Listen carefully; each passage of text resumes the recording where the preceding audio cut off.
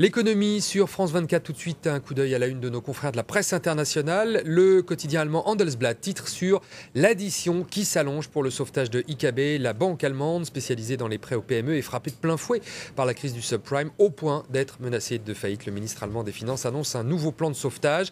On y revient dans cette édition. La grève hier dans l'audiovisuel public français est en première page du quotidien Les Échos. Un arrêt de travail provoqué par le projet de suppression de la publicité sur les chaînes publiques annoncé par Nicolas Sarkozy. Et puis le 7e ciel pour les joueurs de casino, c'est en une du Financial Times. L'Européen Airbus aurait été approché par des investisseurs asiatiques pour transformer un A380 en casino volant. Le premier modèle devrait être livré entre 2012 et 2017. Je vous le disais, l'Allemagne a consenti un nouveau plan de sauvetage, 1,5 milliard d'euros pour la banque IKB. C'est la troisième fois pour cette banque spécialisée dans le crédit aux entreprises frappée de plein fouet par la crise du subprime et menacée de faillite. Un sauvetage plutôt que la faillite. De l'aveu même des dirigeants allemands, la situation d'IKB n'était plus tenable. Alors mercredi, une nouvelle rallonge d'1,5 milliard d'euros a été consentie à l'issue d'un nouveau conseil de surveillance. Nous sommes dans l'obligation d'intervenir pour éviter la faillite de la banque. Nous voulions surtout éviter un effet de contagion vers d'autres banques en Allemagne et dans le reste de l'Europe. IKB est à ce jour la principale victime allemande de la tourmente des prêts immobiliers à risque aux États-Unis. Déjà en juillet dernier, la banque spécialisée dans le crédit aux entreprises avait frôlé le dépôt de bilan. Ce plan de sauvetage est le troisième en l'espace de quelques mois. Cette fois, le gouvernement fédéral devrait participer à hauteur d'1 milliard d'euros. Le reste devrait être pris en charge par d'autres banques. Coût total pour l'État allemand depuis le début de la crise, plus de 6 milliards d'euros. Un interventionnisme qui ne fait pas l'unanimité au sein de la classe politique, y compris à l'intérieur de la coalition d'Angela Merkel, la chancelière. Certains membres de son parti, les chrétiens démocrates, estiment notamment que ce n'est pas aux contribuables allemands de payer la facture. Autre plan de soutien, celui du président américain. George Bush a signé mercredi le plan de relance de l'économie, 115 milliards d'euros, ça fait un peu plus en dollars.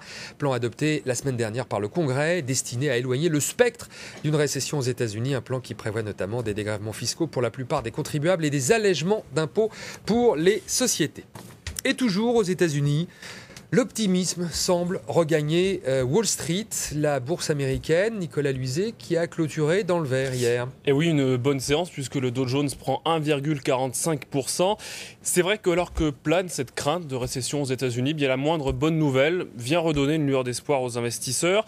Cette bouffée d'oxygène à laquelle personne ne s'attendait, elle vient des chiffres de la vente au détail, qui progresse de 0,3% alors que les analystes s'attendaient moins 0,3%. Alors en décembre, ce chiffre était déjà de moins 0,4.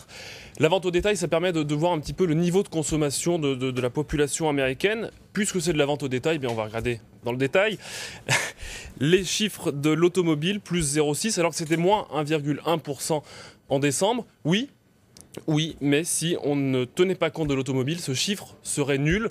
Reste qu'on va retenir qu'il est tout de même de plus 0,3 et c'est donc un signe encourageant, immédiatement répercuté à Wall Street, qui veut croire que la récession n'est pas pour demain. C'est vrai que faire la démarche d'investir dans un véhicule qui est un achat quand même important, ça veut dire qu'on a quand même un peu d'espoir. Alors, il en va de même aussi pour l'économie japonaise. Et oui, même symptôme, l'économie japonaise n'est pas à l'abri d'un risque de récession, mais là encore, le scénario le plus pessimiste semble mis entre parenthèses. Le Japon affiche une croissance de 2,1% en 2007. C'est mieux que prévu, c'est pas encore extraordinaire, mais c'est mieux que prévu, porté par des exportations et une solide demande intérieure, alors que les analystes, là encore, s'attendaient à un chiffre beaucoup moins bon. Mais relativisons, il y a encore le problème de la lutte contre l'inflation, ça c'est un phénomène majeur. Et puis le Japon dépend des États-Unis, donc s'il y a récession aux États-Unis, bien mathématiquement, mécaniquement, il y aura récession au Japon. Alors on assiste, c'est vrai, en tout cas, à un répit. La question est de savoir si cette tendance pourra s'inscrire dans la durée. Et on va à nouveau parler de l'inflation dans un instant. La Chine condamnée par l'OMC pour la première fois depuis son adhésion. Cette condamnation par le gendarme des échanges mondiaux concerne l'importation de pièces détachées automobiles. Les États-Unis, le Canada et l'Union européenne avaient porté plainte contre Pékin fin 2006, reprochant aux autorités chinoises d'imposer des droits de douane variables aux pièces détachées automobiles entrant dans le pays. Et on reste en Chine donc où On retrouve notre correspondant Sébastien Lebelzik pour un point sur l'économie dans la région. Sébastien, Nicolas Luizet nous parlait du Japon qui affiche un PIB en hausse, mais la Banque du Japon vient aussi de publier les chiffres de l'inflation au plus haut depuis 10 ans dans l'archipel. Oui, ces mauvais chiffres de l'inflation viennent d'être publiés par la Banque du Japon. Les prix de gros ont augmenté de 3% le mois dernier. C'est la 36e hausse mensuelle d'affilée dans l'archipel et c'est bien au-dessus des estimations des analystes. L'inflation qui est au plus haut au Japon depuis 10 ans en raison des prix élevés à l'importation, notamment le coût des matières premières, le gaz et le pétrole. Bon résultat en revanche pour la balance des transactions courantes japonaises. L'excédent a atteint plus de 230 milliards de dollars en 2007, dopé par les investissements japonais à l'étranger. Et c'est un bon indicateur de la situation économique du Japon. Tokyo qui, avec Pékin, a l'un des excédents courants les plus élevés au monde. Les résultats de Rio Tinto viennent d'être publiés. Ils sont en baisse de 1,7% en 2007. Des résultats en dessous des estimations des analystes. Et alors que le géant minier australien est la cible d'une OPA hostile de BHP Billiton, une OPA de 138 milliards d'euros, soit 20 fois les revenus nets de Rio Tinto. Le jackpot pour Macao, le Las Vegas de l'Asie, a accueilli 1 million de personnes pendant les fêtes du Nouvel An chinois. C'est 3 fois plus que la population de Macao.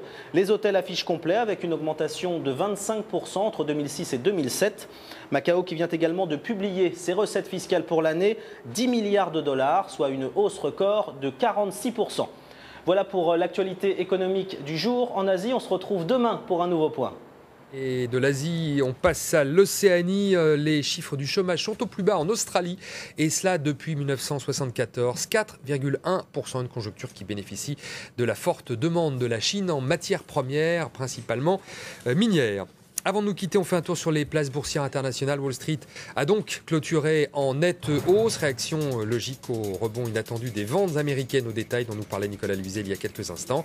Le Dow Jones plus 1,45, le Nasdaq plus 2,32% et le Standard & Poor's 500 plus 1,36%. Je vous laisse aussi regarder maintenant les chiffres à la bourse de Tokyo pour l'indice Nikkei, orienté lui aussi à la hausse. C'est la fin de ce journal de l'économie. Merci de l'avoir suivi.